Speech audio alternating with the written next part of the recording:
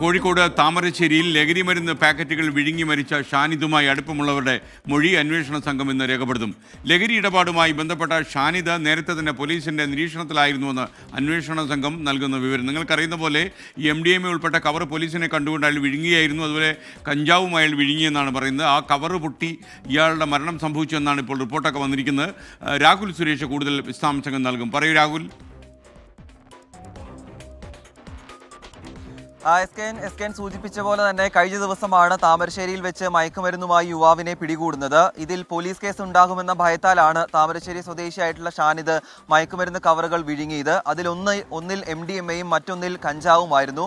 വയറ്റിൽ നിന്നും 9 ഗ്രാം കഞ്ചാവ് അടങ്ങിയ കവർ കണ്ടെത്തിയിരുന്നു. എന്നാൽ MDMA അടങ്ങിയ കവർ വയറ്റിൽ കിടന്ന് പൊട്ടുകയായിരുന്നു. ഇതോടെയാണ് യുവാവ് ആശുപത്രിയിൽ ചികിത്സയിലിരിക്കെ മരിച്ചത്.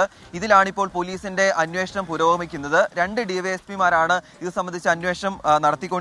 NDPS കേസുമായി ബന്ധപ്പെട്ട് നർക്കോട്ടിക് ഡിവൈഎസ്പിയും ഷാനിദിന്റെ മരണവുമായി ബന്ധപ്പെട്ട് പേരാമ്പ്ര ഡിവൈഎസ്പിയുമാണ് അന്വേഷണം നടത്തുന്നത്.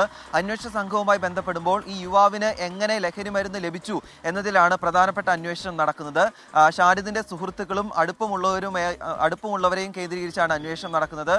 പ്രതിക്ക് കൂടുതൽ ഇടങ്ങളിൽ നിന്നും മയക്കുമരുന്ന് ലഭിക്കാനുള്ള സാധ്യത ഉണ്ട് എന്നാണ് പറയുന്നത്. അതുകൊണ്ട് തന്നെ എവിടുന്ന് ലഹരി മരുന്ന് എത്തിച്ചു, ആർക്കൊക്കെ വിതരണം ചെയ്തു എന്നതിലാണ് അന്വേഷണം നടക്കുന്നത്. അതുമാത്രമല്ല, നേരത്തെയും ഈ പ്രതി ലഹരിമരുന്ന് ഉപയോഗിച്ചു എന്നതും ആർക്കൊക്കെ വിതരണം ചെയ്തു എന്നതിലും അന്വേഷണം നടക്കുന്നുണ്ട്. നേരത്തെയും ഈ പ്രതി പോലീസിന് നിരീക്ഷണത്തിലായിരുന്നു എന്നാണ് ഇതുമായി ബന്ധപ്പെട്ട് പേരാമ്പ്ര DYSP ഉൾപ്പെടെ വ്യക്തമാക്കുന്നത്. SKN.